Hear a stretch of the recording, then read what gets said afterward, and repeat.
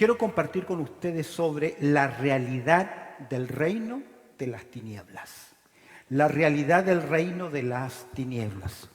Quiero mirar a las Escrituras algunas verdades importantes y decirles desde ya que se ha vuelto muy sensacionalista el tema de hablar del reino de las tinieblas, del poder de Satanás, de su influencia demoníaca. Gran parte de lo que se enseña, de lo que se dice o lo que se escribe no proviene de la palabra de Dios. Hay todo un mundo sensacionalista. Eso no significa que no hay una realidad. Pero usted debe entender una cosa, que si usted está en Cristo, nada ni nadie le puede separar de ese amor, ni tampoco tocarle. De hecho, Jesús dijo, a una sola persona deben temer. ¿A quién? Aquel que puede tocar sus almas. De ahí, nadie más. Cada vez que el creyente siente temor de Satanás, baja el escudo de su fe. Y al bajar el escudo de su fe, es blanco, certero de los dardos del enemigo. Pero él ya está derrotado. Él no tiene potestad alguna sobre creyentes. Hay iglesias donde se practica exorcismo, expulsión de demonios, que no hay en las Escrituras ningún mandato para ello. Usted busque en las Escrituras, no lo va a encontrar. Fue un ministerio principalmente de los apóstoles o del que tenía el don de sanidad. Pero la creencia en muchas iglesias es que si tú lo estás también reprendiendo, el demonio que sale de esa persona va a buscar a cualquiera de los que está en el auditorio y va a entrar en ellos. Eso es una falsedad, eso es sensacionalismo. ¿Por qué razón? Porque si usted tiene a Cristo en su corazón, nada puede afectar su vida. De hecho, Satanás no es omnisciente para leer su mente, ni es omnipresente para estar en todo lugar, ni tampoco es omnipotente, a pesar de que es un ser poderoso, no tiene más poder que ¿quién? ¿Que quién? Que nuestro Dios. Y en 1 de Juan 4:4 dice que mayor es el que está en vosotros que el que está en el mundo. La realidad del reino de las tinieblas. Observa conmigo en Colosenses capítulo 1, verso 13. Dice el apóstol Pablo lo siguiente, el cual, abre tu Biblia ahí para que marques esa verdad, el cual nos ha librado de la potestad de las tinieblas y trasladado al reino de su amado Hijo. Amén. ¿Usted está ahí? No los escucho. ¿Usted está ahí? Bendito Padre Celestial, en esta hora hemos abierto tu palabra y queremos implorar tu gracia y tu bendición en la consideración que vamos a tener. Guíanos, Señor, y danos claridad al considerar tu palabra. Pues oramos a través del precioso nombre de Cristo Jesús. Amén y amén. Este texto claramente nos enseña, Colosenses capítulo 1, verso 13. Este texto claramente nos enseña que la gracia de Dios nos ha, dice el texto, librado. Nos ha librado. Fuimos rescatados de una condición a la cual estábamos bajo su completo dominio. Porque usted y yo sin Cristo estábamos bajo la potestad, dice ahí. ¿La potestad de qué? De las tinieblas. Pablo en Efesios capítulo 2, verso 2 dice lo siguiente. Estábamos en esa potestad y siguiendo ¿qué cosa? Las corrientes de este mundo. El poder de Dios nos ha trasladado, nos ha cambiado de una esfera de poder a otra. Ya no estamos bajo el dominio, la potestad o el poder que ejercía Satanás sobre la persona inconversa. Ahora nosotros estamos bajo otro poder, bajo otro comando, bajo otra realidad. Somos parte del reino de Cristo, pues el texto dice, fuimos trasladados del reino de las tinieblas o del gobierno de las tinieblas y trasladados ¿a dónde? Al reino de su amado Hijo. Ahora, la persona inconversa, de acuerdo a las declaraciones de Jesús, si no nace de nuevo, ni siquiera puede ver el reino de Dios. Nosotros lo vemos, lo anticipamos y estamos en ese reino de Dios. Ahora, el reino de las tinieblas, escúcheme bien, creo que tengo una nota ahí. El reino de las tinieblas es un reino fraudulento, de un sistema que se opone a Dios, que marcha hacia la condenación y que lamentablemente la mayor cantidad del mundo, ¿qué hace? lo transita, pero su fin es anunciado. ¿Cuál es su fin? La condenación. Porque ancho es el camino y ancha es la puerta que lleva ¿a dónde? A la perdición. Ahora, este reino fraudulento, Dios le entregó un reino a Adán y Eva. Le dio la autoridad, lo hizo vicerrey sobre esta tierra. Él debía dominarla, juzgarla, ejercer dominio. Eso fue antes de la caída. Y después de la caída, el Salmo capítulo 8, más de 1500 años después, por lo menos en el relato bíblico, Dios vuelve a decir que todo lo puso debajo de sus pies. Pero no vemos que todo es así. Es por eso que en la tentación, Satanás le dice a Jesús: si tú te postras y me adoras, ¿qué te entrego? Todos los reinos de este mundo. Yo sé que nuestro Señor Jesucristo cumplió su victoria en la cruz. Y un día, Pablo lo dice, un día será aplastado y pondrá a su enemigo finalmente bajo sus pies. Pero, paralelamente, hay un reino de tinieblas. Si hoy estás en las filas del Evangelio, tienes esperanza, tus pecados han sido perdonados. ¿Por qué razón? Porque Jesús dijo: y conoceréis la verdad, y la verdad os hará libres. Fuimos trasladados del reino de las tinieblas. Ahora, si estamos en luz, mira lo que dice 1 de Juan, capítulo 1, verso 6. Si usted está en el reino de la luz, si usted está en el reino de justicia, en 1 de Juan 1, 6 dice: si decimos que tenemos comunión con Él y andamos en tiniebla, mentimos y no practicamos la verdad. Si usted fue trasladado al reino de la luz, ¿cómo debe vivir? Como un ciudadano de la luz. Pero si no hay cambios en su vida y usted vive tal cual como lo vivía antes, algo está mal. Porque 1 de Juan 1:6, míralo en tu Biblia porque es un versículo importante que conozcas. Si decimos que tenemos comunión con Él, que somos creyentes, que soy un hijo de Dios, que soy salvo, y andamos en tiniebla, en otras palabras, ¿quiénes andan en tiniebla? ¿Quiénes son los que andan en tiniebla para Juan? Porque a Juan le gusta ese escrito. Los hombres amaron más las tinieblas que la luz porque sus obras eran malas. No así el creyente. Ahora, frente a una práctica tan pagana como lo es Halloween, porque no es más que nada una adoración ¿a quién? A la muerte, a la brujería, a todo lo que tiene que ver con lo esotérico. Frente a una práctica tan pagana como Halloween, el creyente debe tener una firme, ¿qué cosa? Convicción. Ahora, ¿cuál ha de ser nuestra postura frente a la realidad del reino de las tinieblas? Y permíteme rápidamente compartir contigo lo que todo creyente debe comprender acerca de la realidad del reino de las tinieblas. Lo que todo creyente debe creer, entender a la luz de las Escrituras acerca de la realidad del reino de las tinieblas. Lo primero que debemos observar y nos enseña 1 de Juan es que el mundo entero está bajo la potestad de las tinieblas. No reina la justicia, no reina la paz, no reina la verdad. O si no, mire las noticias. Dice 1 de Juan capítulo 5, verso 19, 1 de Juan 5, 19, y vemos la potestad del reino de las tinieblas, la potestad del reino de las tinieblas. Dice 1 de Juan 5, 19, sabemos ¿qué cosa? Que somos de Dios. ¿Lo sabe usted? ¿Me puede decir amén? ¿Lo sabe usted? ¿Cómo lo sabe?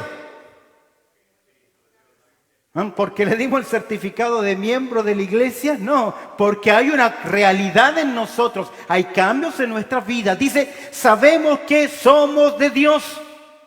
¿Pero qué agrega? El mundo entero está ¿quién? Bajo el maligno. Después de Dios, Satanás es el ser más poderoso que hay en el universo. Su poder no es sobre Dios. Tampoco Satanás es el antónimo de Dios. Porque no tiene antónimos Dios. No hay nada que pueda ser equivalente, pero en el lado oscuro. Satanás tiene poder, pero no tiene más poder que ¿quién?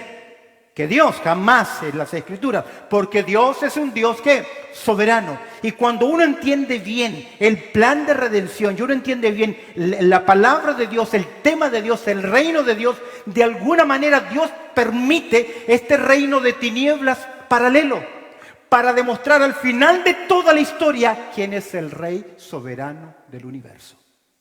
Y el Rey soberano del universo se proclama en Apocalipsis capítulo 19, que dicen, aleluya.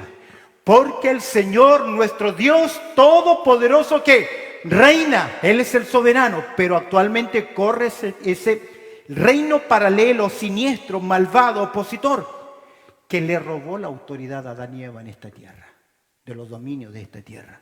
Por eso creo que se hace necesario que el segundo Adán cumpla todo lo que Dios prometió que iba a ocurrir sobre esta tierra. Ahora, la autoridad usurpada de Satanás se llama la potestad de las tinieblas. En Colosenses 1:13 dice, el cual nos ha librado de la potestad de las tinieblas. Satanás es poderoso en el cielo y en la tierra. ¿Recuerdas del libro de Job? Cuando se presenta delante de Job, entre los ángeles también se presenta. Dice que se presentaron los hijos de Dios, entre los cuales vino también Satanás. Y Dios le pregunta, ¿de dónde vienes? ¿Qué dice él? Como un satélite dándole vuelta a la tierra. Satanás es poderoso en el cielo y en la tierra.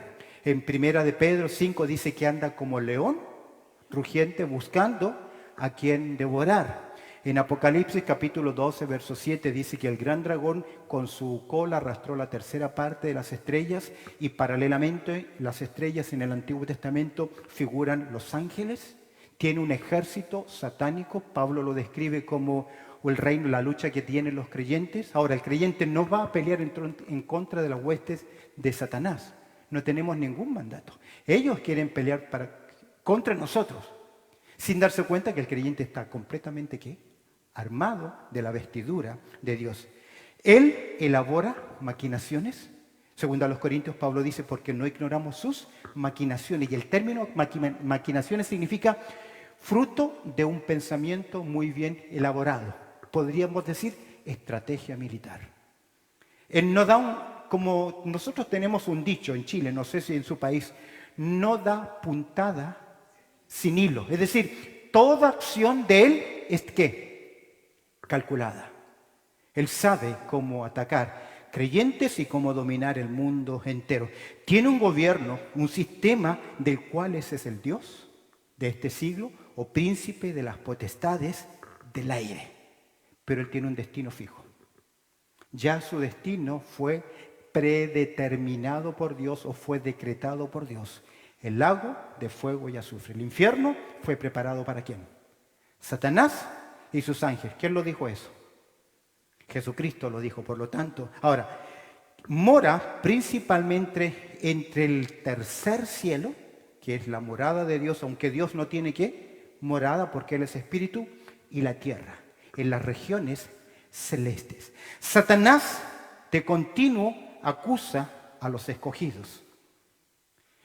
Pablo presenta el caso, si alguno hubiese pecado, primera de Juan 2:1 y 2, abogado tenemos. En Apocalipsis capítulo 12, verso 10 se le describe como el acusador de los hermanos. Es interesante que él fue el que acusó a Job. Él no es tan justo como tú dices. Dios declara que él es justo, pero Satanás, ¿qué dice? No lo es. Zacarías, en el capítulo 3, tiene una visión donde él ve a un sacerdote llamado Josué y al lado está Satanás acusándole. Ese es un misterio que no entiendo, pero la realidad es que él es un acusador de los hermanos. Y para acusarlo busca formas ¿de qué? De engañar, de hacerlo. ¿Para qué? Para encontrar algo acusatorio. Y cada vez que él acusa, esto es figurado, cada vez que él acusa, Dios tiene que cumplir su palabra, dar muerte al pecador. Y cuando Dios levanta la espada para cortar a aquel que está siendo acusado, Satanás lo está acusando, el hijo inmediatamente se pone de pie. ¿Y qué dice? Por eso, este es tu hijo porque ha creído en mí. Fue acepto delante de ti en el amado. Qué gran bendición es. Por eso que Romanos 8:1 dice que ninguna condenación hay para los que están en Cristo Jesús. Ahora, esa esfera de poder de Satanás es real. Jesús dijo así en Juan capítulo 8, verso 44. Juan capítulo 8, verso 44 dice que, hablando sobre el dolor que produce Satanás en el hombre, en la humanidad, el dolor. Porque si bien es cierto el hombre, Adán, es responsable del pecado y de la muerte, el dolor lo produjo y la muerte lo produjo Satanás porque él es homicida, mentiroso. Jesús dijo así, ha sido homicida, ¿desde cuándo? Desde el principio. Y no ha permanecido en la verdad. ¿Por qué no permanece en la verdad? Ahí lo dice, porque no hay verdad en él. Y cuando habla, ¿qué? Es mentira. De suyo habla porque es mentiroso y padre de mentira. Jamás encontrarás en las Escrituras la misericordia y la gracia de Satanás. Porque todo lo que toca, ¿qué hace? 200. Todo lo que hace, ¿qué? Lo destruye. Todo lo que toca, lo daña. Porque el ladrón vino ¿para qué? Hurtar, matar y destruir. Aunque no es una referencia directa a Satanás en Juan capítulo 10, verso 10, sino a aquellos falsos pastores, falsos líderes, describe precisamente el accionar de Satanás. El ladrón no viene sino ¿para qué? Hurtar, matar y también ¿qué? Destruir. Pero en el mismo Juan capítulo 8, verso 44, que se habla sobre el trabajo de Satanás, el verso 32 nos dice, y conoceréis la verdad, y la verdad os hará libres. La realidad de la potestad del reino de las tinieblas. Usted y yo, por la gracia de Cristo Jesús, fuimos ¿qué? Trasladados de su dominio. Quien no es salvo está bajo ¿qué? El dominio de Satanás o el control de Satanás. Ahora, escúcheme bien, no toda persona inconversa está endemoniada, poseída. Algunos sí lo están y algunos sin ni siquiera darse cuenta. Pero usted no sienta temor porque usted fue trasladado de la potestad de las tinieblas al reino de la luz. ¿Y quién le protege? ¿Quién le protege? El Hijo de Dios, el Espíritu Santo, Dios mismo en su protección. Recuerdo hace años atrás, una mujer, le prediqué el Evangelio en Argentina. Se convirtió, creyó en Cristo Jesús. Temerosa de la oscuridad. No podía ver, no podía entrar a un cuarto con luces apagadas. Un temor, una fobia a la oscuridad tremenda. Pero el día en que ella, y vivía en la parte trasera de los padres, en un segundo piso. Entonces tenía que de la casa de sus padres salir para subir a donde ellos vivían y nunca salía de noche.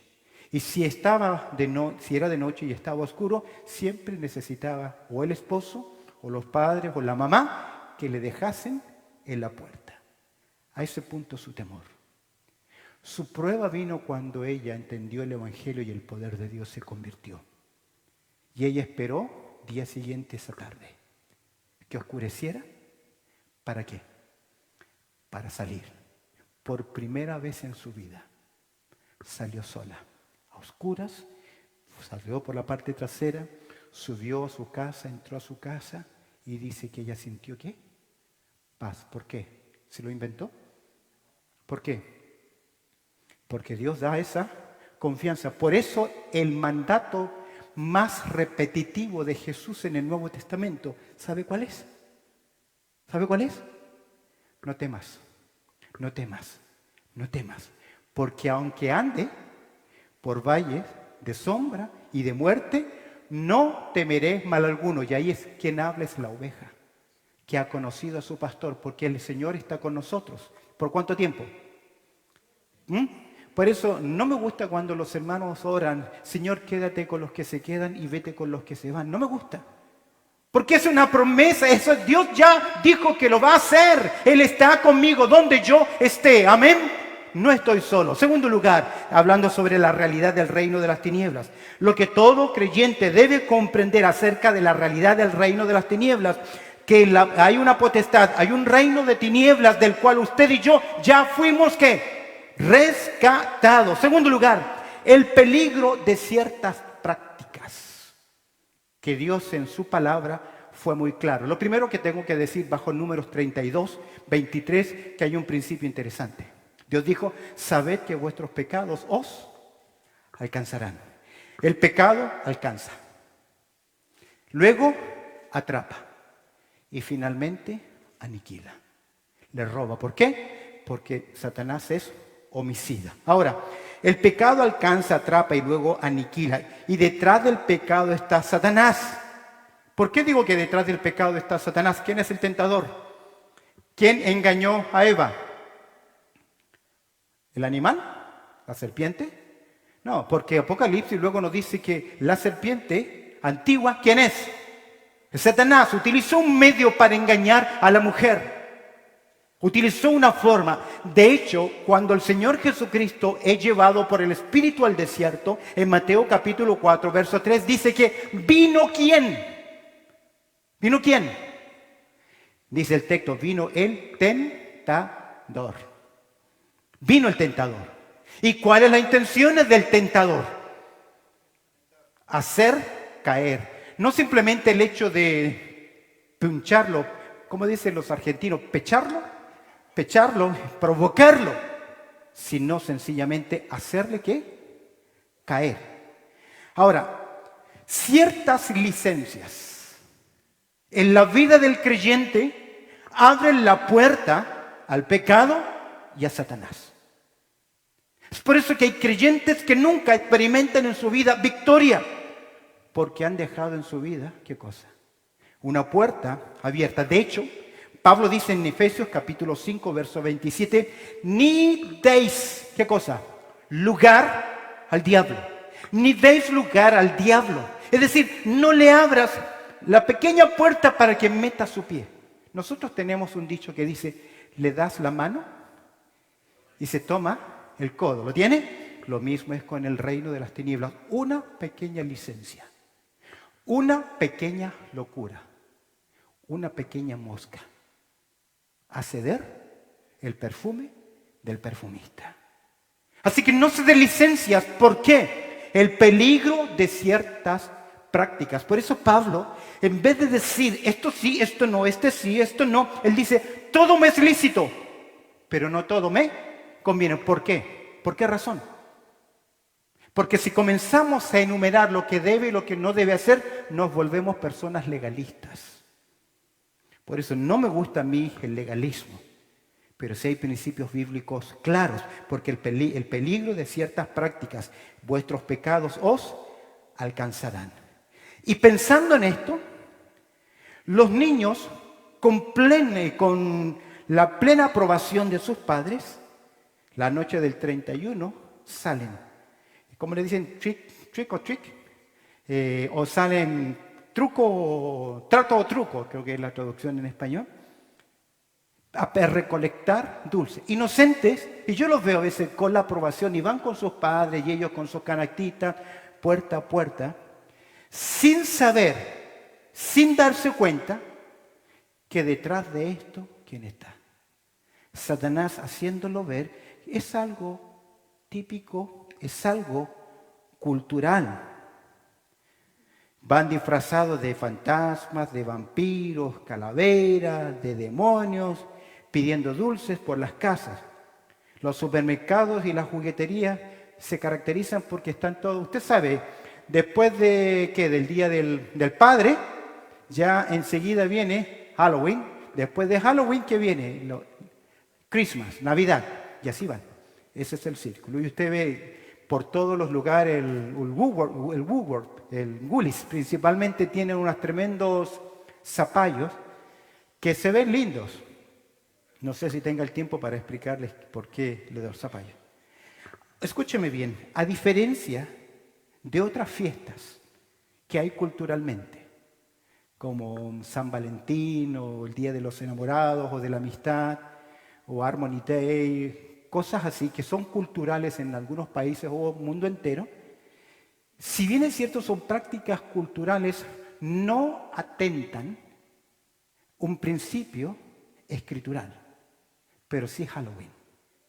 Porque celebra, ¿qué cosa? Halloween celebra, ¿qué cosa? La muerte. Halloween celebra la magia. Halloween celebra la hechicería. Cosas que Dios, ¿qué? Prohibió. El peligro de ciertas prácticas. Halloween parece una fiesta inofensiva, divertida, pero creo que a la luz de la palabra de Dios puede traer en algunas personas serias consecuencias espirituales, principalmente en el mundo inconverso.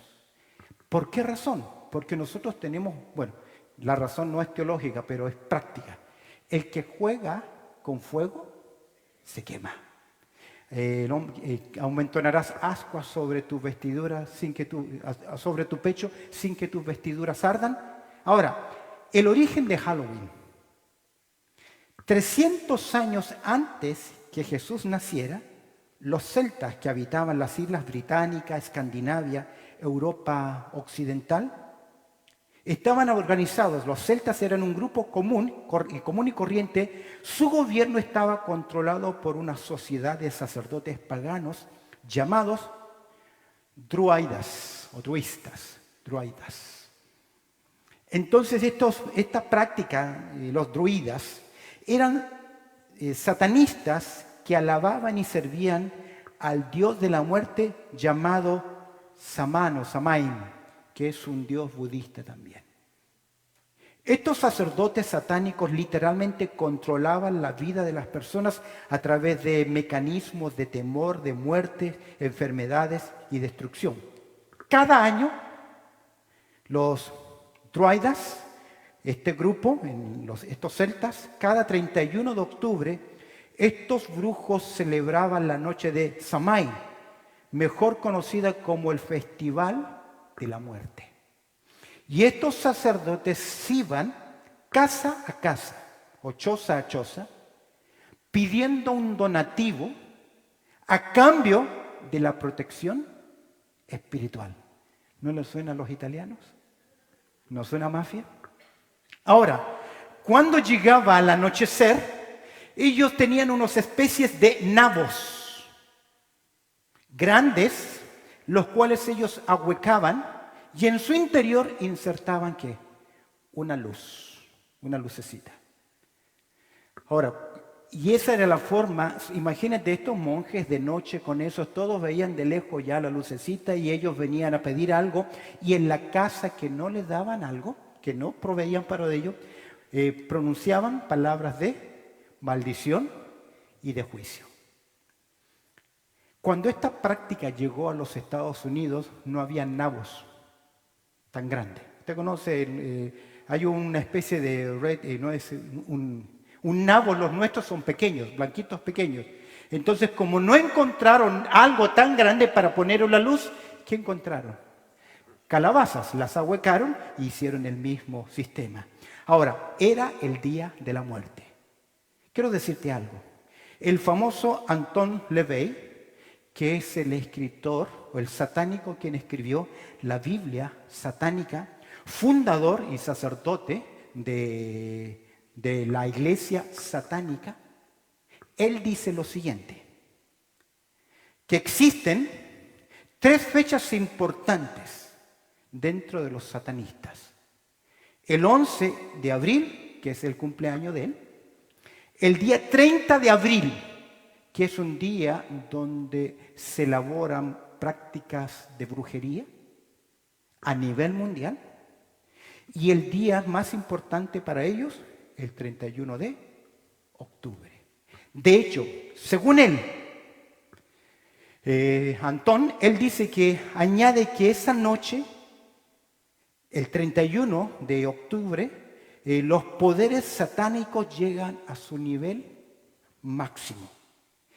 Y él llega a decir que cualquier brujo o ocultista que haya tenido dificultades en sus hechizos, en su encantamiento, en lo que quiera hacer, en esa noche tiene poder sobrenatural, porque es como una ola espiritual que cubre la tierra para fortalecer a aquellos que practican el satanismo.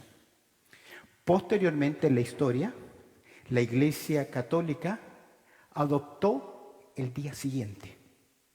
¿Cuál sería el día siguiente? ¿Y qué es el día de noviembre?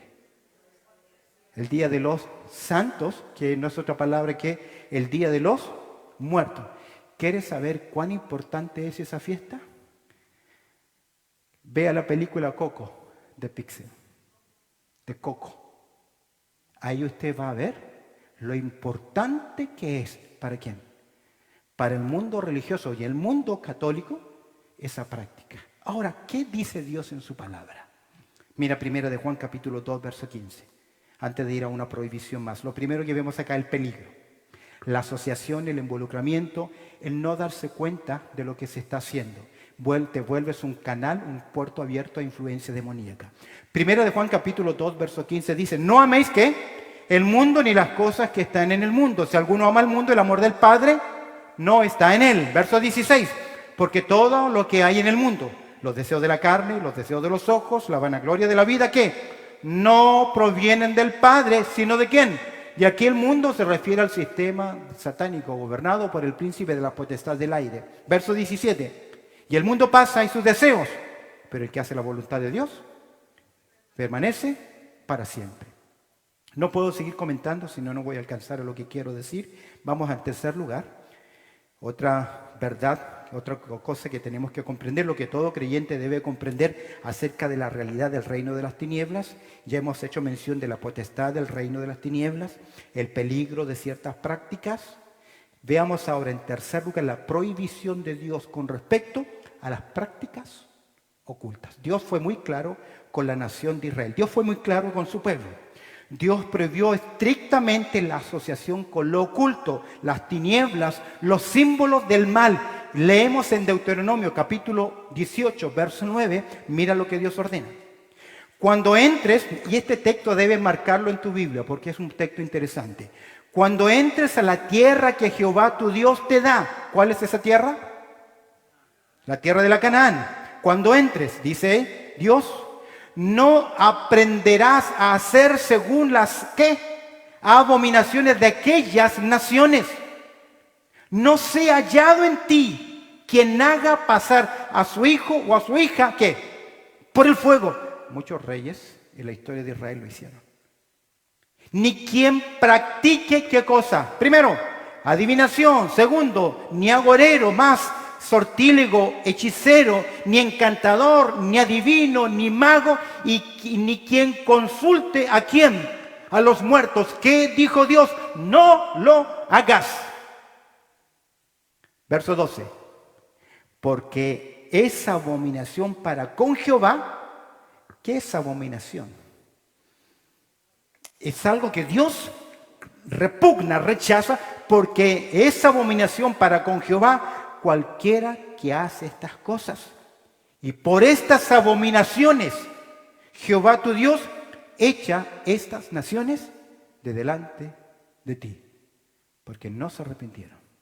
Es interesante que el libro de Apocalipsis señala que a pesar de los juicios que puedan venir sobre esta tierra, ni aún así dice que los hombres se van a arrepentir, ni van a dejar sus hechicerías, sus farmaqueías.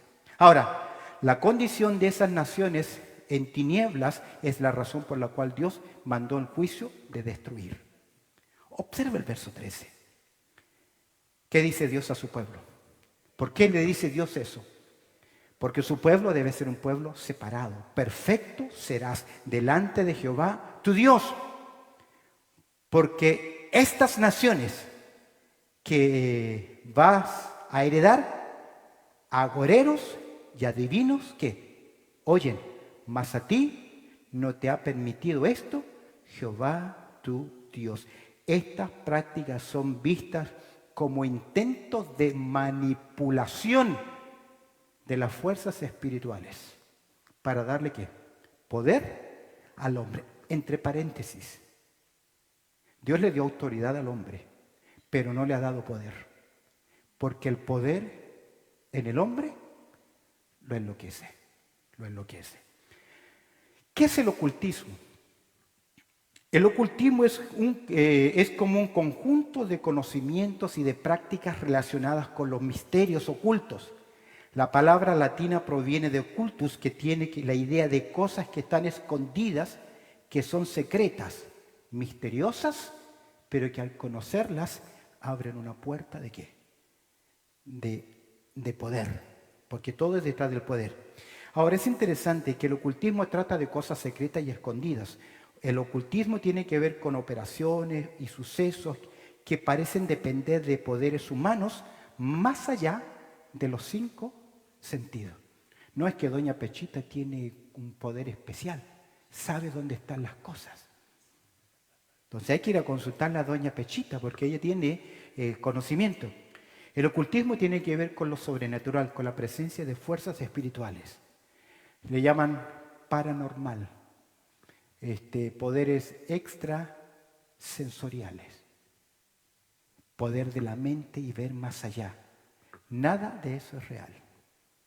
Todo es satánico. Todo es obra de Satanás.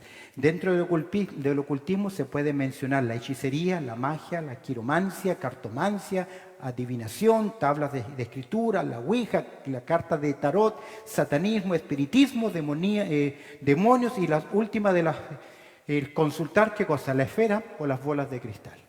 Que parece todo, ¿qué cosa? Inocente. Pero están jugando con un reino tremendamente peligroso. Sin duda alguna, esta lista se puede aumentar. ¿Qué es lo que aparenta ofrecer el ocultismo? ¿Qué ofrece? 2 cosas. 3. Capacidad o poder especial. Capacidad o poder especial. Poder totalmente sobrenatural, pues a través de las mismas leyes naturales, este aparente poder dado por fuerzas satánicas es capaz de afectar a otras personas o elementos físicos. De hecho, ¿qué hicieron los encantadores de Faraón frente a Moisés y Aarón? No me gusta darle mucho poder a Satanás, pero convirtieron la materia, la energía en materia. Hicieron que los palos también se convirtieran en ¿qué? En culebra o serpiente. Buscan capacidad de poder especial. Buscan conocimiento. Obviamente este conocimiento no es un desarrollo mental, sino es conocimiento demoníaco, porque la mujer se le murió el marido y no podían cobrar la herencia porque nadie encontraba las llaves de la caja. Y movieron la casa, dieron vuelta a la casa y no encontraron. Entonces alguien dijo, ¿por qué no vamos donde la Pechita? Y la Pechita consultó al espíritu difunto y comenzó a hablar el espíritu difunto y dijo, tal lugar están las llaves. Y fueron, ¿y qué? Las encontraron. Entonces toda esa familia, ¿qué cree? ¿Qué cree?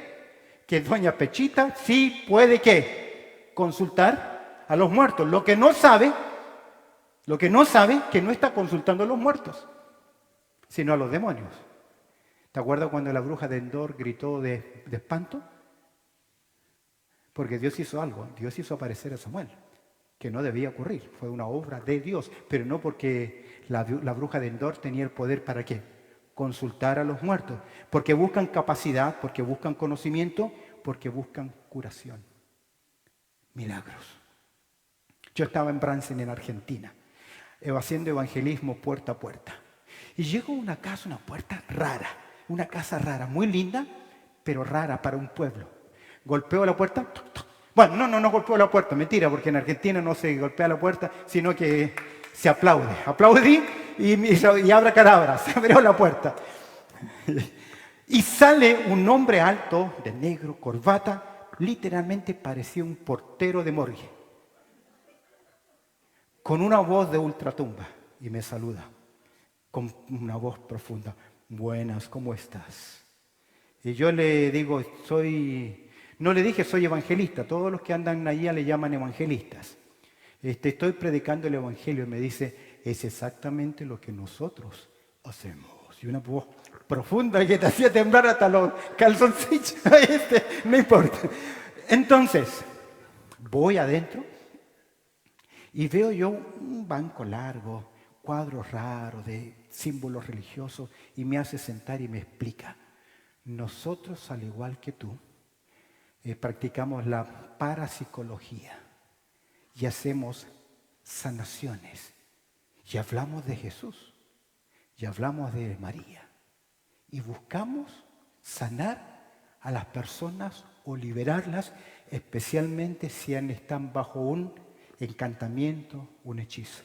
Pero lo más que me enfatizó, nosotros hacemos exactamente lo mismo. Es decir, ¿estamos qué? En el mismo lugar. ¿Por qué? Buscar qué cosa. Y de vez en cuando, gente se sana. Ustedes escucharon los famosos Para de Sufrir. ¿Te acuerdas de ellos? En programas radiales, ahí estaban después de nosotros. Para de sufrir, no sufra más. Ellos tienen ciertas prácticas. Ellos pedían, por ejemplo, si tú estás enfermo, envíanos una fotografía tuya o de quién está enfermo, nosotros vamos a orar por él. ¿Cómo lo hacían? Colocaban las fotografías en el piso. Luego se tiraban encima a orar por ellas. Como Elías oró por el hijo de la viuda. Y luego toman las fotografías y las queman. Y en el momento en que se queman, hay liberación. Y Satanás tiene poder. Y ojo, que el 75% de muchas de nuestras enfermedades son psicosomáticas. Están aquí y no en el cuerpo. Un ejemplo, cuando tú sientes que te está dando un ataque al corazón y vas al médico y el médico le dice, usted no tiene ningún problema de ataque al corazón. ¿Qué le dio? Una crisis de pánico. Está en su mente. No es orgánico, no es físico. Entonces, claro, muchos se sanan y son atraídos. ¿Por qué? Porque Satanás, ¿qué hace? Por eso Dios prohibió. Porque el hombre es muy fácil de ser, ¿qué? Engañado. Cuarto, mira el principio de pureza del pueblo de Dios. En Levíticos capítulo 18, verso 30. Dios dice, guardad pues, ¿qué cosa? Mis ordenanzas, no haciendo las costumbres abominables que practicaron antes de vosotros, y no os contaminéis, ¿qué? En ellas. Mira qué interesante. ¿Qué le dice Dios? No lo hagan. ¿Y cuál es la razón? No solo porque es abominable, sino que ahora en el sujeto, en las personas, ¿qué dice Dios? Os contaminéis. El término acá, algunos lo traducen te vas a manchar, no sé. Contaminar acá, en el lenguaje del libro de Levítico, es hacerte impuro para la adoración. En otras palabras, va a producir ¿qué cosa? Un impedimento en su adoración. Es por eso que Dios es claro en las Escrituras. Dios separó la luz de las tinieblas. Dios fue muy claro en separar verdad de mentira. Dios dijo, ¿qué tiene que ver la paja con qué? Con el trigo, porque hay un principio de separación que el creyente debe mantener.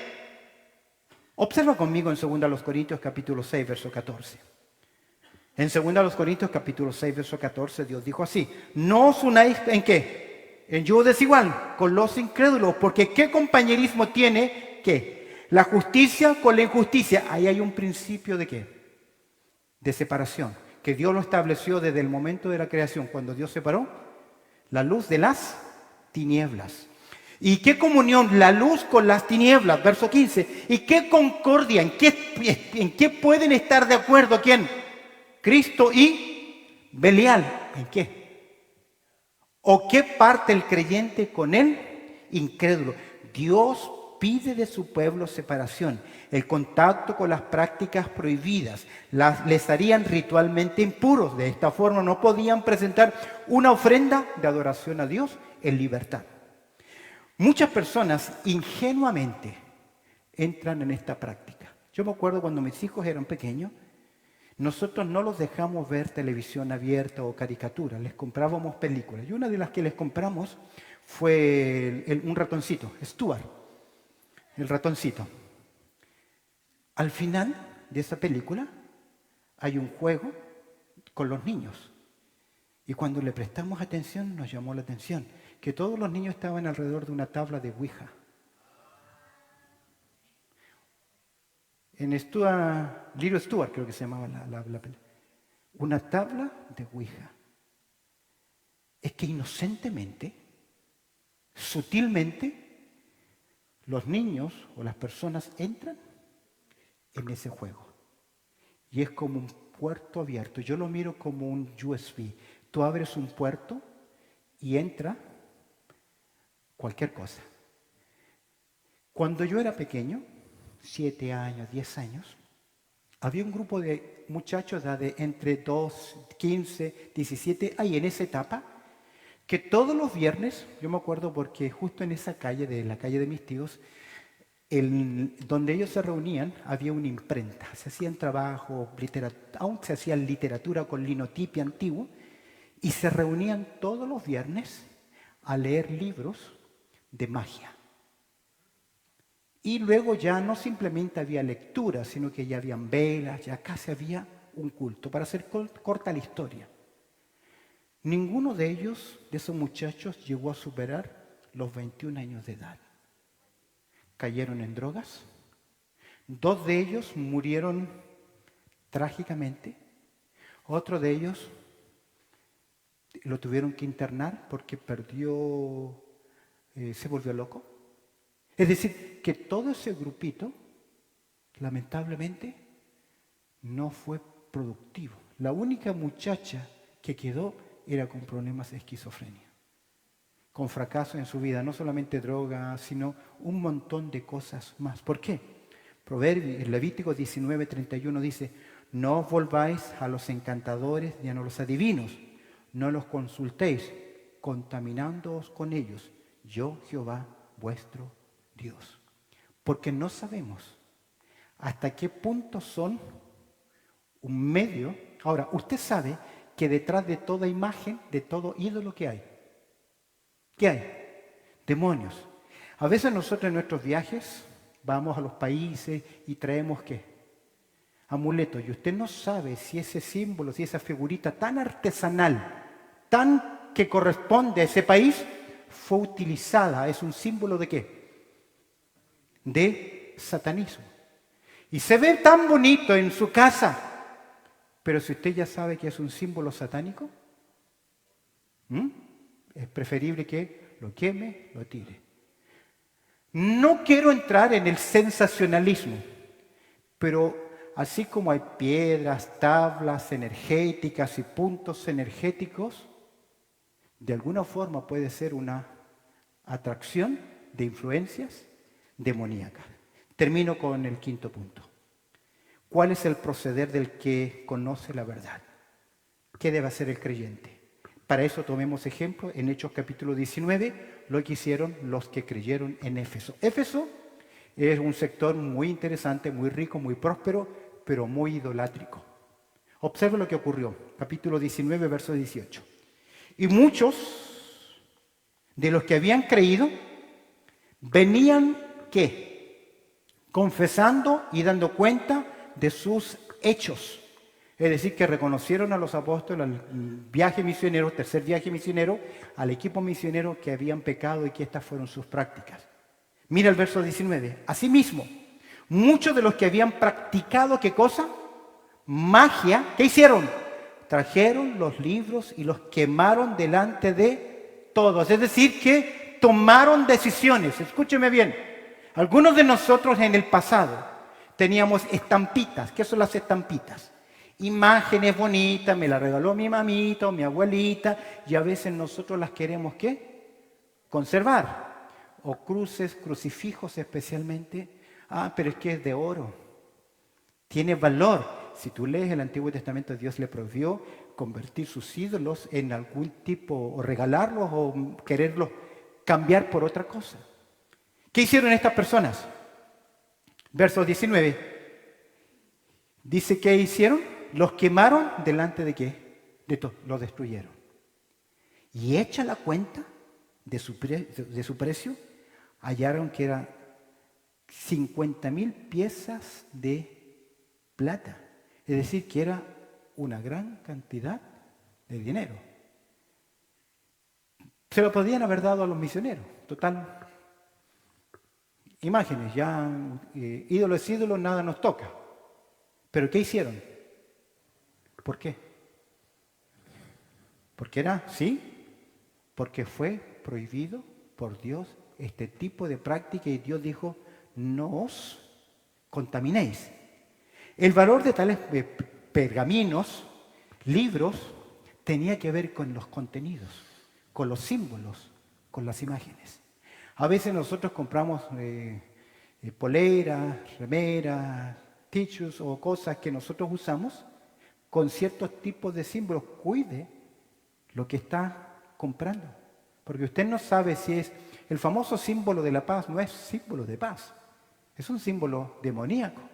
Y los que practicaron en el catolicismo el persinarse es una cruz invertida. ¿Y la cruz invertida qué es? Símbolo también satánico. Estos pergaminos contenían símbolos, frases de magia que finalmente los cortaron. ¿Qué tiene que hacer usted con la animita que tiene? Con el crucifijo que tiene. Puede tener mucho valor emocional, sentimental. Pero ¿qué hicieron estos hermanos? Cortes. Se lo voy a regalar a mi hermana o mi hermano que es católico. Mal hecho, mal hecho, mal hecho. Yo sé que el hombre es borracho y le voy a regalar ¿qué? Un vino. Mal hecho, malo. Es un error. Es no entender el principio de separación. Cierro con esto para que la Escritura haga su trabajo en nuestras vidas. Conclusión. Creo que debemos identificar lo que es desagradable para nuestro Dios. Amén. Nos da el criterio suficiente para saber identificar lo que a Dios no le agrada. Y si a Dios no le agrada lo que yo tengo en mi casa, sean símbolos, sean... A mí me encantaban los moais de la isla de Pascua y un montón de cosas más en un momento. No quiero ir, no le estoy diciendo que usted lo tiene que hacer, pero decidí un momento no poner ningún tipo de símbolos de este tipo de cosas porque no sé su significado qué. Entonces, si usted tiene en su casa ahí gatos raros, serpientes raras, cosas raras, sencillo, haga lo que hicieron estos hermanos. Dele corte, porque usted no sabe. Tal vez a usted como creyente no le va a afectar, pero a uno de sus hijos que son inconversos o personas, son puertos. Quemar el objeto, no lo regale a nadie, sea hecho de cualquier material. Sacarlos de la casa, porque eso fue lo que hicieron esta gente, y consagrar su vida a quién. Ahora, consagrar la vida no es un acto de un día. Porque yo fui una vez a un campamento, un fogón, y tiré mi palito y me consagré. No, eso no es consagración. La consagración es todos los días de mi vida. El que tiene oídos para oír, oiga lo que el Espíritu dice a la iglesia. Bendito Padre Celestial, te damos gracias por tu amor y también por tu cuidado, por lo bueno que tú eres y la consideración de tu palabra. Te pido que tú añadas tu bendición a lo que hoy hemos considerado. En Cristo Jesús oramos. Amén y amén. Dios les bendiga, hermanos.